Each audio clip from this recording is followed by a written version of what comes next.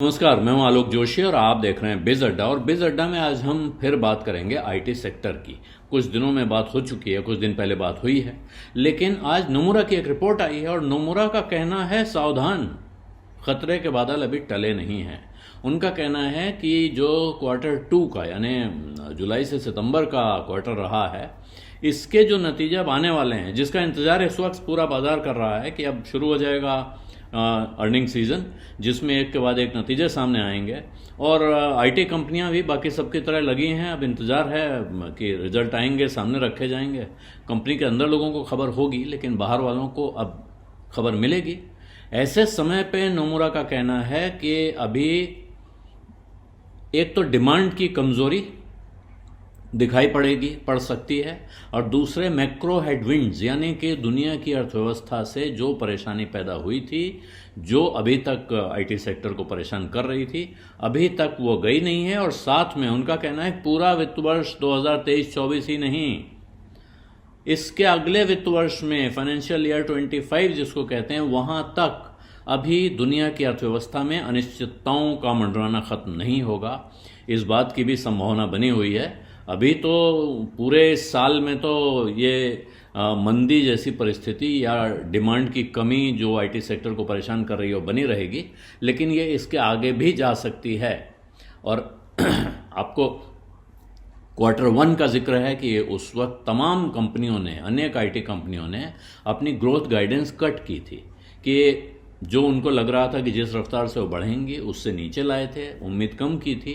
और नोमुरा का कहना है कि अभी Q2 के रिजल्ट जब आएंगे, इसके साथ जो आउटलुक आएगा और या गाइडेंस आएगी, उसमें भी यही ट्रेंड आगे दिख सकता है। इसी अंदाज में चीज़ें आगे बढ़ती हुई दिख सकती हैं। और उनको ये लगता है कि अभी इसके जो मैक्रो इकोनॉमिक प्रेशर है, इसकी वजह से कंपनियों के फंडामेंटल्स पर भी असर पड़ेगा।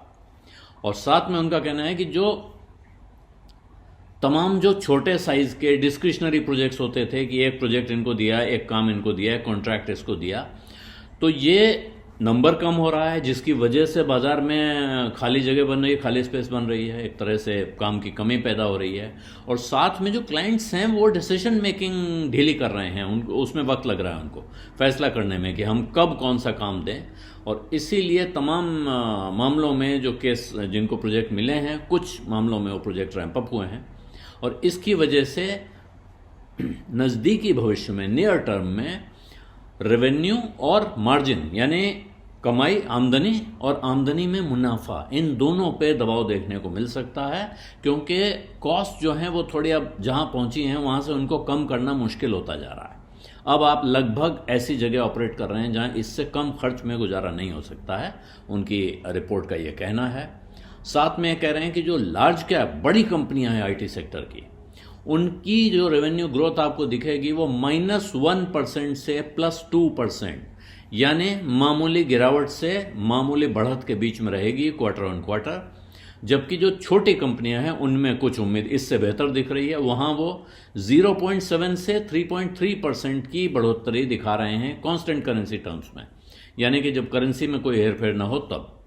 और एकमात्र कंपनी जिसके बारे में ये कहते हैं कि अच्छा करेगी, L&T माइंट्री, जो सबसे अच्छी रेवेन्यू ग्रोथ दिखा सकती है 2% की, ये इस रिपोर्ट का कहना है। जबकि जो बड़ी आईटी कंपनियां हैं, इनमें सबसे फिसड्डी कंपनी इस बार दिखाई पड़ सकती है, वो होगी टेक महिंद्रा, जहां सितंबर के क्वार्टर में 1% का डी ग्रोथ दिख सकता है, यानी रेवेन्यू उनकी गिर के सामने आ सकती है। बिरला सॉफ्ट मिड कैप्स में उनको एक विनर के तौर पर दिख रहे हैं, जहां 3.3% का ग्रोथ एक्सपेक्टेशन दिख रहा है। जबकि एम्फेसिस वहां सबसे कमज़ोर कंपनी के तौर पे देखी जा रही है इस रिपोर्ट में। उनको लगता है कि HCL टेक और इन्फोसिस अपनी ग्रोथ गाइडेंस इस पूरे फिस्कल ईयर में, वित्त वर्ष में, बना के रख सकते हैं। जो उन्होंने ग्रोथ गाइडेंस दी है वो उससे नीचे जाने के आसार उसमें नहीं दिख रहे हैं। लेकिन नोमुरा को लगता है तमाम तरह के कारण हैं जिनकी वजह से आईटी कंपनियों को निकट भविष्य में परेशानी उठानी पड़ सकती है। और इसकी वजह से उनका कहना है कि हम इस सेक्टर पर एक कॉशियस व्यू लेते हैं, सावधानी के साथ इसके शेयरों को हाथ लगाया जाएगा। और साथ में ऐसा नहीं दिख रहा है निकट भविष्य में, लिमिटेड विजिबिलिटी कह रहे हैं कि आईटी सेक्टर या आईटी सर्विसेज के लिए जो डिस्क्रिशनरी डिमांड होती है उसमें कोई वापस बढ़ने के, उसके टर्न अराउंड होने के कोई आसार दिखाई नहीं पड़ रहे हैं। और इस वजह से ही ये जो सबसे बड़ा क्वेश्चन का कारण है नोमुरा का, वो ये है। और साथ में मैंने पहले बताया है कि पूरे साल में और उसके बाद अगले साल में भी ये जा सकता है। और इसकी वजह से, क्योंकि बड़ी बड़ी कंपनियों के आईटी बजट्स कट सकते हैं, काटे जा सकते हैं ऑटोमेशन में, कॉस्ट एफिशिएंसीज में जाके, इस वजह से ये यहाँ प्रेशर आ सकता है। और ये ही कारण है कि नोमुरा इस सेक्टर के साथ सावधानी बरतने की सलाह दे रहा है। इससे पहले 3-4 दिन पहले मॉर्गन स्टैनली की रिपोर्ट आई थी जिसमें उसने तमाम कंपनियों को के टारगेट रिवाइज किए थे अपवर्ड। उनका कहना था कि बेहतर दिन आ रहे हैं, मंदी के हालात टलती हुई दिख रही है। नोमुरा ये कह रहा है।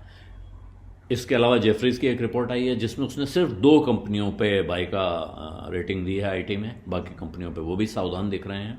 तो इस वक्त बहुत अनिश्चितता का माहौल है। इस अनिश्चितता में जो बहुत लॉन्ग टर्म इन्वेस्टर्स हैं उनके लिए तो ख़ास फिक्र की बात नहीं है, क्योंकि वो आज लगाएंगे और 10 साल 15 साल की सोचेंगे। लेकिन जिनको पोजिशनल लोग कहा जाता है कि 3 हफ्ते 4 हफ्ते 3 महीने ऐसे ट्रेड करते हैं, उनके लिए अब ज़रूरी है कि ज़रा सावधानी बरतें, अपनी सीट बेल्ट टाइट कर लें, क्योंकि माहौल किधर जा रहा है, मतलब रास्ता, ये बाज़ार किधर जाने वाला है या कंपनियां किधर जाएंगी, ये कहना बहुत मुश्किल है। जब तमाम विद्वानों में मतभेद दिखाई पड़ रहा हो, कोई कह रहा है कि अच्छे दिन आ रहे हैं, कोई कह रहा है नहीं नहीं सावधान रहो सावधान रहो, तो इस वक्त सावधान रहना, सतर्क रहना बेहतर होगा, बजाय इसके कि आप माने कि नहीं वो जो अच्छे दिन कह रहे हैं। अगर आप सावधानी बरत रहे हैं और ऐसे में अच्छे दिन आ जाएंगे तो आपको कोई खास नुकसान नहीं होने जा रहा है। बिज़ अड्डा में आज इतना ही है, इजाज़त दीजिए, धन्यवाद, नमस्कार।